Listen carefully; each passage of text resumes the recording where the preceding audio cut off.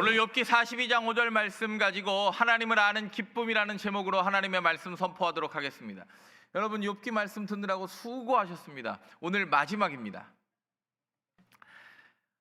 워낙 방대한 내용이다 보니까 아무리 짧게 다루어도 굉장히 긴 내용을 다루었습니다. 말씀을 듣다가 욥기가 궁금해서 읽어보신 분도 계실 테고, 제가 설명한 것만 이해하신 분도 계실 줄 압니다. 욥기 42장 5절은 제가 성경 공부가 참 재미있는 것이구나 느끼게 해준 절입니다. 그리고 우리 집에 제가 세운 가훈입니다. 제가 제 아내에게 프로포즈 할 때 욥기 42장 5절을 판넬에게 크게 써줬어요. 내가 주께 대하여 귀로 듣기만 하였사오나 이제는 눈으로 주를 배옵나이다. 이것이 요한이와 영실이가 이룬 가정의 고백입니다. 이렇게 해가지고 딱 선물을 프로포즈를 했지. 프로포즈가 성공했으니까 지금 같이 사는 거예요. 딴 여자랑 했으면 지금 같이 못 살잖아요. 저는 20살 전에는 욥이 고난을 이겼더니 2배의 축복을 받는 사람으로 제가 이해했습니다. 그리고 저는 그렇게 배웠습니다. 근데 막상 욥기를 읽다 보니까 2배의 축복은 욥과는 전혀 상관이 없더라고요. 그래서 그게 원래 결론이 아닌가 보다 생각을 하면서 느꼈던 경험이 있습니다. 내가 주께 대하여 귀로 듣기만 하였사오나 이제는 눈으로 주를 배우는 것 같은 하나님을 아는 기쁨이 욥에게 충만하니까 2배가 되든 절반이 되든 여전히 고난의 상태에 있든 욥에게는 아무것도 중요하지 않았습니다. 그러나 욥은 하늘에서의 대화를 땅에서 풀려고 부단히 노력했어요. 그래서 1장과 2장의 천상의 대화를 풀지 못하니까 3장에서 욥이 차라리 내가 태어나던 나라에 해가 밝지 않았더라면, 해산하는 고통이 임하지 않았더라면 생일을 저주합니다. 그리고 4장부터 31장까지는 욥의 세 친구와 욥이 서로 변론합니다. 그리고 우리가 지난주에 배웠던 32장부터 37장까지는 젊은 사람 엘리후가 한 방에 쫙 이야기합니다. 욥도 욥의 세 친구도 엘리후도 누구도 하나님의 뜻에 가까이 갈 수 없었던 사람이었습니다. 그러나 오늘 38장 1절에 이제 폭풍 가운데 등장하시는 하나님을 경험하니까 욥이요 신앙 고백합니다. 내가 주께 대하여 귀로 듣기만 하였사오나 이제는 눈으로 주를 배움나이다. 신앙생활하다가 보면 기쁨을 잃어버린 것 같아요. 뉴스 보면 포모가 가니까 조모가 왔대요. Fear of missing out. 그러니까 포모가 뭐냐면 나도 돈을 여전히 벌고 있는데 남이 돈을 더 많이 버는 것 같으니까 상실감이 상당하다는 거예요. 우리 모두가 다 삼성전자에 다닐 수 없지만 삼성전자가 6억 성과금을 받으니까 배가 아파가지고 살아요, 못 살아요? 내 아들이라도 삼성전자에 보내야겠다 이런 생각이 들잖아요. 근데 삼성 들어갈 아들은 없는데, 근데 왜 그런 이야기가 나오냐 보면 누구도 기쁘잖아요. 돈을 벌어도 쟤보다 못 버는 것 같으니까 상실감이 너무 크고, 포모가 가니까 조모가 왔대요. 조이 오브 미싱 아웃. 뭐예요? 가만히 있었는데 주식이 팍 떨어지니까 나는 잃지는 않았으니까 뭐가 오는 거예요? 안도감이 오는 거예요. 조모. 그걸 조모라고 그런대요. 하여튼 포모도 조모도 누구도 기쁘지 않아요. 왜 안 기쁠까요? 포모든 조모든 끊임없이 누구와 비교하는 거예요. 내가 저 사람보다 벌었냐, 저 사람보다 못 벌었냐, 지켰느냐 안 지켰느냐. 기쁨을 잃어버린 시기를 삽니다. 저와 여러분, 우리 성전교회에는 하나님을 아는 기쁨으로 오늘 웃을 수 있는 저와 여러분 되기를 바랍니다. 그리고 오늘 점심 식사 꼭 하고 가세요. 맛있는 거 많이 차렸으니까. 여러분, 먹을 때도 기쁨이 있잖아요. 맛있는 걸 먹을 때도 기쁨이 있는데 하나님을 아는 기쁨이 저와 여러분에게 넘쳐나서 그 기쁨이 전염되는 능력이 있기를 바랍니다. 첫 번째 한번 따라해 보겠습니다. 찾아오시는 기쁨. 38장과 39장에 보면 하나님이 폭풍 가운데 등장해서 욥에게 말씀하십니다. 그리고 뭐라고 질문을 하시냐면 4절에 보면 한번 읽어보겠습니다. 4절만 시작. 내가 깨달아 알았거든 말할지니라. 그래요. 여러분, 욥이요 폭풍 가운데 하나님이 등장하는데 38장 1절에 폭풍 가운데 등장할 때 욥에게는 트라우마가 하나 있었어요.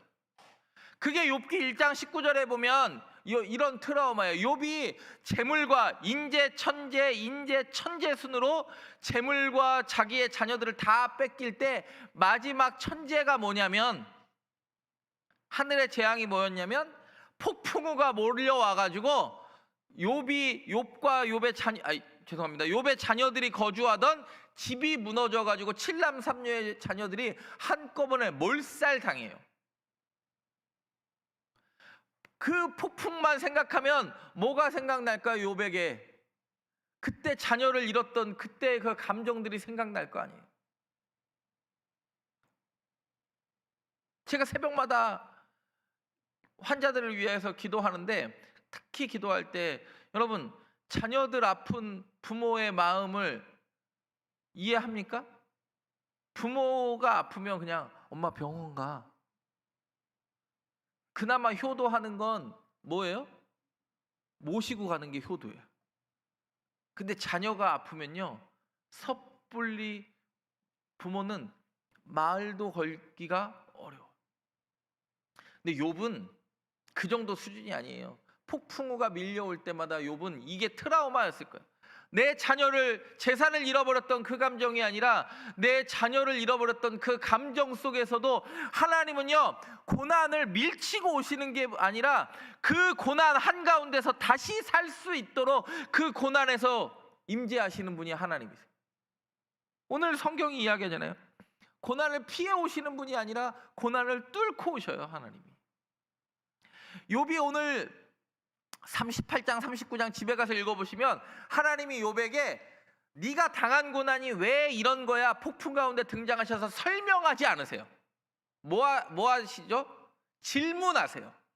폭풍 같은 질문을 쏟아내요. 좀 전에 읽었던 것처럼 38장 4절처럼 너 내가 땅에 기초를 놓을 때 어땠냐, 그 70여 가지의 질문을 쫙 이야기해요. 근데 욥은 하나도 대답 못해요. 어떤 질문을 하냐면, 욥아, 네가 그동안 많이 키웠지. 양 7,000마리 키웠지.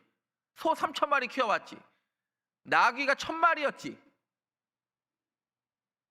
그런데 너 그렇게 거부였는데 네가 소유한다고 생각했던 소나 양이나 염소가 언제 임신하고 언제 태어나는지 너 맞출 수 있어? 아니요. 내가 땅에 너 태초에 너 나랑 함께 있었어? 아니요. 너 비가 언제 내려올지 알아? 아니요. 욥아, 너 내가 만든 이 자연 법칙에 하나도 설명하고 이해하지 못하는데 너는 어떻게 내 뜻 깨달으려고 했니? 하나님 계속 한마디도 대답 못하게 질문을 해버려요.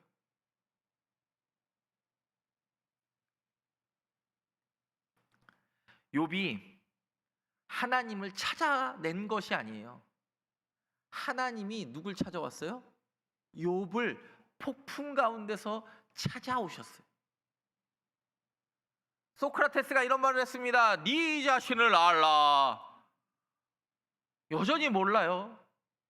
신의 종속물로 생각했던 그 당시 세계에 사람들이 너는 신의 종속물이 아니라 신이 창조한 아름다운 최고의 피조물이다라고 소크라테스가 이야기하는 거 아니에요. 내 자신을 알라 그래요. 질문하는 거예요. 질문. 스스로 대답할 수 있도록. 여러분, 하나님을 아는 게, 하나님은요 아담에게 첫 번째 등장할 때도요 질문하시는 하나님이었어요. 창세기 3장 9절에 보면 하나님이 이렇게 질문하십니다. 아담에게 시작. 여호와 하나님이 아담을 부르시며 그에게 이르시되 내가 어디 있느냐. 질문하세요. 처음 등장해가지고. 그때 하나님이 아담이 어디 숨었는지를 몰라서 내가 어디 있느냐라고 질문하는 사람 아무도 없어요. 아담아, 너 생각해봐라. 네가 지금 부끄럽다고 가린 이 무화과, 이 모든 것, 그리고 왜 내가 저것을 따먹지 못하게 했는지, 차라리 만들지를 말지 왜 그런 질문을 들게 만들었는지, 나는 너를 수동적 인간으로 만든 게 아니라 능동적 인간, 하나의 객체로 만든 거야. 내가 어디 있느냐, 네가 지금 선 곳이 어디인가 스스로 질문해봐. 그리고 대답해봐. 하나님은 처음부터 우리에게 질문으로 다가오셨어요. 예수님도 마찬가지죠. 본인을 이제 드러내기 시작하면서 첫 번째, 야, 내가 이제는 죽어야 되는데 죽는 게 아니다. 그래. 그렇게 설명하지 않으셨어요. 처음에 뭐라고 찾아오시냐면, 예수님이 이제 본인이 죽음과 십자가의 부활을 설명하려고 하니까 나 이렇게 살 거야 이렇게 설명하지 않고 첫 번째 질문하는 게 너희는 나를 누구라 하느냐 그래요. 질문으로 찾아오셔요. 그때 베드로가 뭐라 그래요? 주는 그리스도시요 살아계신 하나님의 아들입니다. 세상이 내 주인이 아니라 당신이 내 주인입니다 라고 대답을 하니까 그 대답 붙어서 뭐를 이야기하시냐면 고난을 이야기하셔요. 순환을 예고하기 시작해요. 오늘도 마찬가지입니다. 하나님은 우리 욥처럼 우리에게 질문하십니다. 그냥 찾아오셔서 원래 해답은 이런 거야 이렇게 설명하지 않아요. 여러분, 수학 문제 풀 때 정답 알려주면요, 웬만한 수학 이론만 알면 그 정답에 이 이론을 끼워 맞출 수 있어요. 근데 정답 알면 수학 문제 못 풀어요. 다른 문제 응용만 돼도 못 풀어요. 뭘 알려줘야 돼요? 그 가는 방법, 길을 알려줘야죠. 여러분, C.S. 루이스가 이런 얘기를 했어요. 하나님은 설명을 요구하는 인생에게 하나님은 임재로 답하신다. 설명을 요구하는 인간에게 임재로 답하신다. 찾아오셔서 답을 하셔요. 설명을 하시는 게 아니라 질문하세요. 여러분, 하나님이 질문하실 때 뭐라고 응답하실 수 있습니까? 내가 찾아옴이 가장 큰 기쁨 아닙니까? 하나님이 찾아옴이 가장 큰 기쁨 아니에요? 근데 우리는 그걸 인지하지 못할 때가 있어요. 근데 욥은요, 그게 기쁨으로 여겨지는 거예요. 찾아오셔서 나에게 폭풍 같은 질문하고 한마디도 대답할 수 없어도 하나님이 내 곁에 계시고 찾아오시는 게 욥에게 기쁨이 되니까 38장부터는요 욥의 톤이 달라지기 시작해요. 오늘 우리 권사회에서 제 생일이라고 아침부터 막 부침개 부치고 그러니까 내가 저기 식당을 못 내려갔어요. 민망해가지고. 목사 생일이 뭐라고. 굉장히 저기 사랑받는 목사인 것 같은 느낌이 들어요, 제가. 그랬더니 제 아내가 그러더라고. 저한테 사랑받아서 좋겠어? 그래. 드시고 가세요. 미역국도 끓였고 잡채도 했고 부침개도 부쳤대요. 근데 제가 생일 때 가장 기억나는 선물은 저 6살 때 1986년도에 서대문구 남과자동에 살 때 그 교회 사무간사님이 사준 파란색 버터링 쿠키 하나였어요. 제 생일 저녁에 배를 눌러가지고 버터링 쿠키를 사왔어요. 요한이 생일이라고. 근데 지금 중요한 사실은 제가 그분 이름도 생각이 안 나요. 그분 최소한 70은 넘었을 거 아니에요? 제가 6살 때 혹시 우리 교회에서 저한테 예전에 6살 애한테 버터링 쿠키 사주신 분이 있으면 제가 10배로 갚을 때니까. 이름도 기억 안 나고 얼굴도 기억 안 나요. 근데 어떤 느낌이 있었냐면 6살짜리 꼬마아이 생일인데 교회 간사님이 버터링 새우깡 50원하고 오락실도 50원 할 때 300원짜리 그 가게, 예전에는 그 가게 들어있는 쿠키가 그렇게 맛있었다니까. 지금 저 버터링 쿠키 주면 좋아할까요? 안 좋아해요. 살찔까봐 못 먹어요. 지금은 저도 안 먹어요. 근데 뭐가 기억에 그렇게 남냐면 그냥 찾아오셔서 나를 기억해 줬다는 게 기억이. 욥에게 가장 큰 기쁨은 정말 만신창이가 된 것 같은 자신의 인생 가운데 그 폭풍 가운데 걸어오신 하나님이 그 수많은 질문해도 내가 대답하지 못해도 찾아오시는 기쁨을 누렸어요. 저와 여러분, 하나님이 내 삶에 이루어난 고난 다 설명 못합니다. 설명할 수 없더라도 그 하나님의 질문에 답할 수 있는 저와 여러분 되기를 바랍니다. 두 번째 한번 따라해 보겠습니다. 내려놓는 기쁨. 40장 4절과 5절에 보면 이렇게 이야기합니다. 우리 한번 같이 읽겠습니다. 시작.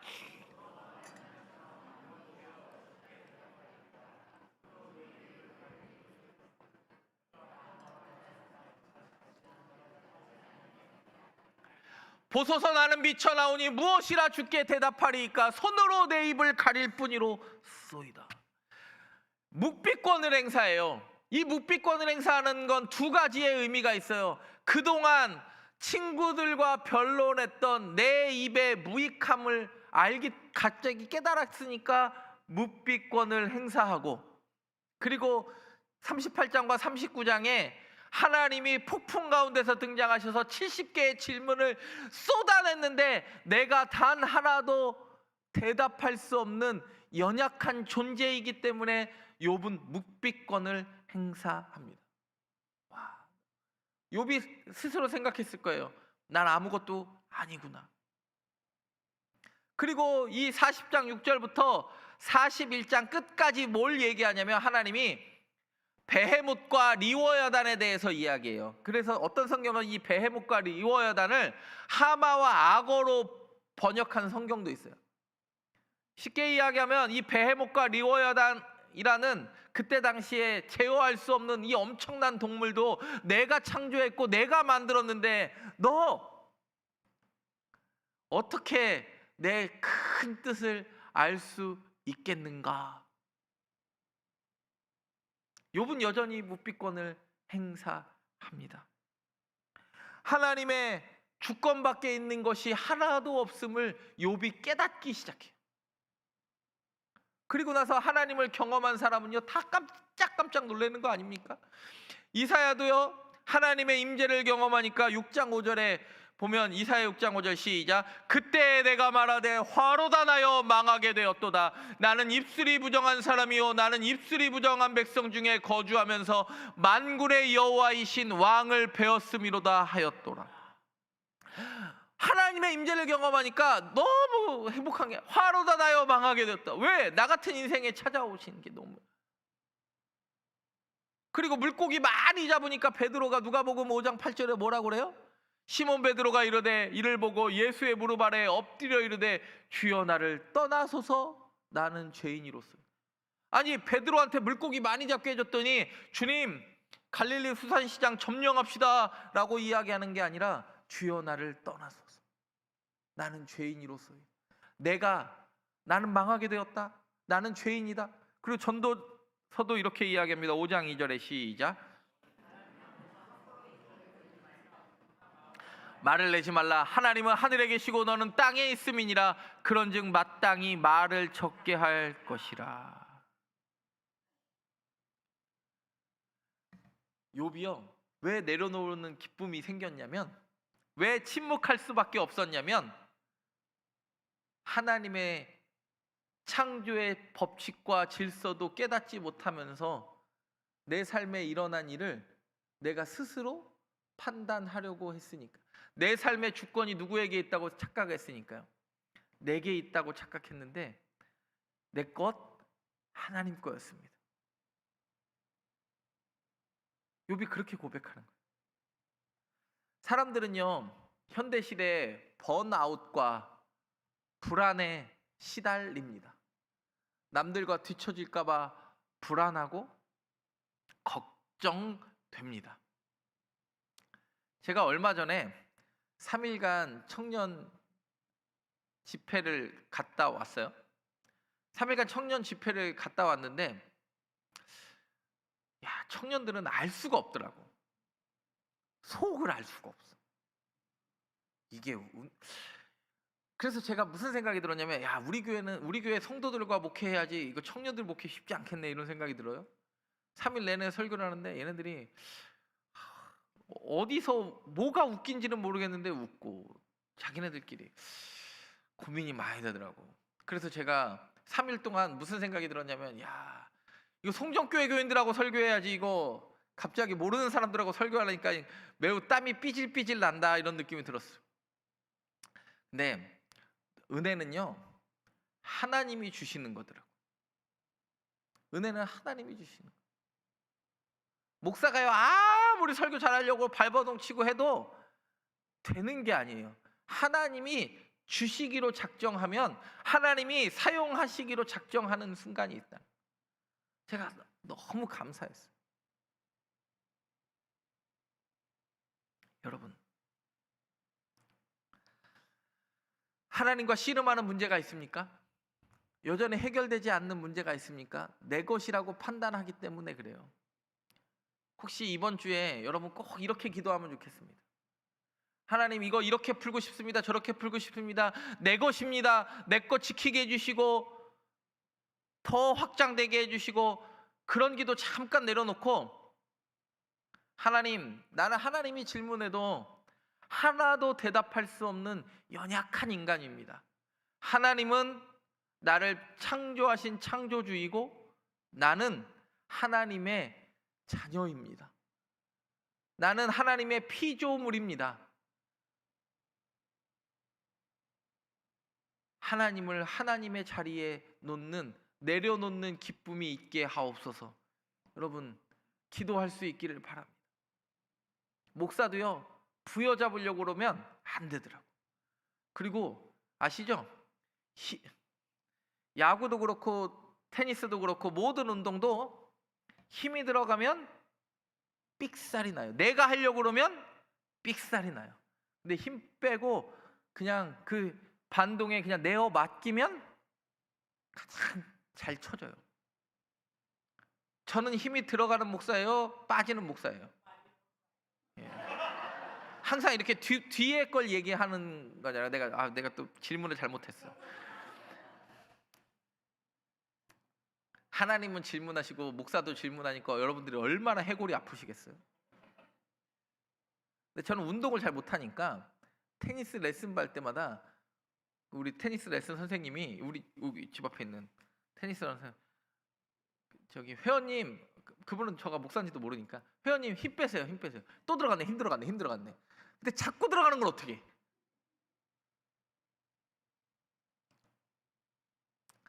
내려놓고, 하나님이 창조주이시고 나는 피조물입니다. 이번 한 주간 내 인생이 내 것이 아님을 깨닫고 하나님 앞에 한마디도 대답할 수 없는 연약한 인생임을 알아 하나님 앞에 여러분을 내어 맡기는 기쁨이 있는 이번 한 주간 되시기를 간절히 바랍니다. 마지막으로 한번 따라해 보겠습니다. 회복의 기쁨. 오늘 본문입니다. 드디어 42장 5절과 6절 읽겠습니다. 시작. 내가 주께 대하여 귀로 듣기만 하였사오나 이제는 눈으로 주를 배움나이다. 그러므로 내가 스스로 거둬들여 티끌과 재 가운데 회개하나이다. 하나님은요,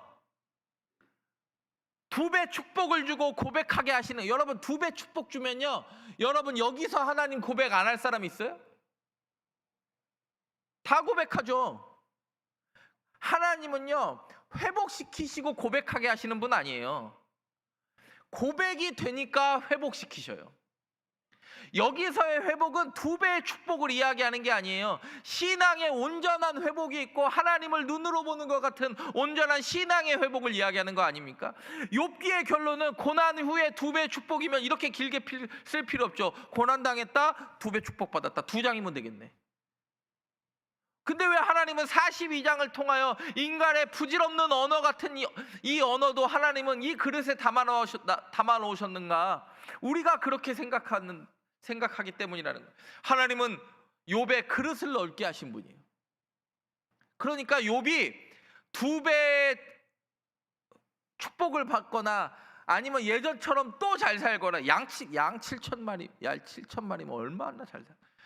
그리고 여전히 고난 상태에 있거나 하나님으로 아는 게 욥에게 가장 큰 기쁨 아니에요? 내가 주께 대하여 귀로 듣기만 하였사오나 이제는 눈으로 주를 배옵나이다. 이 모든 과정을 통하여 신앙의 성숙을 고백하는 욥은요, 이미 그릇이 넓어졌으니까 이 그릇 안에 무엇이 담겼는지가 중요하지 않아요. 하나님은 이 그릇을 컸게 만드셨죠. 나는 진짜 하나님이 너무 멋있는 분 같아요. 우리가 오해하니까 2배의 축복을 받으면 복을 받고 자식이 복을 받고, 물론 하나님은 자식도 복을 주고 여러분도 복을 주실 수 있는 분입니다. 그것보다 내 신앙 고백이 먼저예요. 저는 이 욥기 42장 5절 말이 저를 성경 공부하게도 만들었지만 저를 첫 번째 어른 예배 설교하는 본문으로도 삼았어요. 아직도 기억이 나요. 그 이야기가 운동장에서 연습했으니까 얼마나 기억이 나겠어요. 제가 때는 바야흐로 2005년인지 6년인지 정확하게 기억은 안 나요. 그때 제가 금호교회 교육전도사 할 때 이화영 목사님이 담임 목사님이셨는데, 교육전도사가 7명이었고 금호교회도 이 강단에 교육전도사를 세운지는 않았어요. 근데 우리 목사님이 얼마나 저를 이뻐하셨는지 갑자기 주일날 오후에 다음 주 제가 유년부 전도사였는데 유년부 헌신 예배지, 박 전도사 설교 한번 하지 그러는 거예요. 와, 못하겠더라고. 그때 무슨 설교할까 고민하다가 그래도 내가 은혜 받았던 설교 해야겠다 그래서 욥기 42장 5절 말씀 가지고 헌신예배, 유년부 헌신예배 설교를 했어요. 그래서 욥기 1장부터 42장을 통틀어서 첫 번째, 아직도 그 대지가 기억이 나. 첫 번째, 세상 속으로의 헌신. 우스 땅에서 욥이 하나님 앞에 헌신했고, 두 번째는요, 두 번째 대지는 주신 이도 여호와시오 취하신 이도 여호와시오. 그거를 통해서 주권을 인정하는 헌신. 그리고 세 번째는 성장하는 헌신이, 내가 주께 대하여 귀로 듣기만 하였사오나 이제는 눈으로 주를 배옵는 것 같은 온전한 회복이 일어나는. 그래서 제가 가훈도 욥기 42장 5절이고 첫 번째 설교도 어른 예배 설교도 욥기 42장 5절이고 그 이후로 어디 와서 설교하라 그러면 제 18번이 욥기 42장 5절이었어요. 근데 지금은 18번 바꿨으니까 너무 걱정하지 마세요. 정말 하나님이 2배의 축복도 욥은 관심이 없었어요. 그리고 나서 보면 욥기 42장 10절, 하나님은요 고난을 설명해 달라고 하거나 2배의 축복을 달라고 한 적도 없는 욥에게 하나님은 이렇게 응답하십니다. 욥기 42장 10절 시작. 욥이 그의 친구들을 위하여 기도할 때 여호와께서 욥의 곤경을 께서 욥에게 이전 모든 소유보다 갑절이나. 자신의 문제에 집중하는 게 아니라 회복은요 남의 문제가 보이기 시작하는 거예요. 시야가 넓어지고 그릇이 넓어지니까. 욥이 누구를 위하여 기도해요? 나는 신앙이 회복됐잖아요. 그러니까 여전히 회복되지 않은 누구를 위하여 기도해요? 자기 친구들을 위하여 기도해요. 그리고 그때 하나님이 욥의 곤경을 돌이키셨다고 그래요. 내 문제에만 함몰되는 연약한 인간 안 되기를 간절히 바랍니다. 여러분, 저와 여러분은요 교회에 함몰된 인간으로 성장하는 거 아니에요. 예전에는 다 교회에 함몰된 인간으로, 그런 성도로 만들었어요. 그러나 예수님은 우리에게 뭐라고 그러셨냐면 너희는 세상의 빛과 소금이라고 그랬지 교회의 빛과 소금이라고 이야기하지 않았잖아요.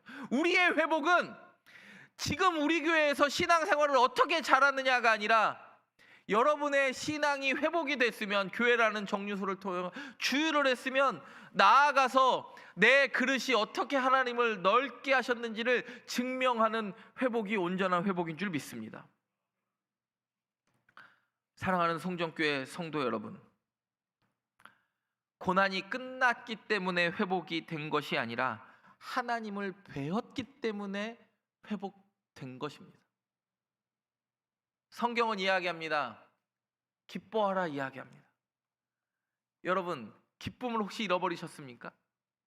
빌립보서 4장 4절에 뭐라고 이야기합니까? 주 안에서 항상 기뻐하라. 내가 다시 말하노니 기뻐하라.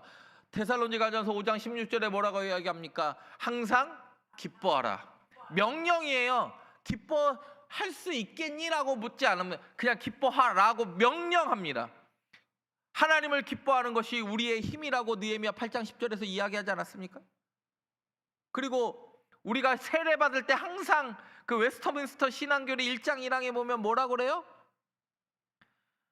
사람의 제일 되는 목적은 하나님을 영화롭게 하고 영원토록 그를 즐거워하는, 기뻐하는 것이. 잠시 후에 우리 찬송가 94장 부를 텐데 그때 이렇게 이야기합니다. 주 예수보다 더 귀한 것은 없네. 세상 즐거움 다 버리고 세상 자랑 다 버렸네. 왜요? 하나님을 아는 기쁨이 있으니까 이건 있어도 그만, 없어도 그만. 하나님을 아는 기쁨이 욥에게 부어졌듯이 저와 여러분 가운데 부어지기를 간절히 바랍니다. 기도하겠습니다. 하나님, 긴 욥기의 여정 끝에서 저희도 욥과 같이 고백하기 원합니다. 귀로 듣기만 하던 하나님을 이제는 눈으로 배웁게 하옵소서. 설명보다 하나님을 만나는 찾아오심을 구하게 하시고 항변을 내려놓는 침묵을 배우게 하시며 갑절의 축복보다 하나님을 더 사랑하게 하옵소서. 예수님의 이름으로 기도드립니다. 아멘.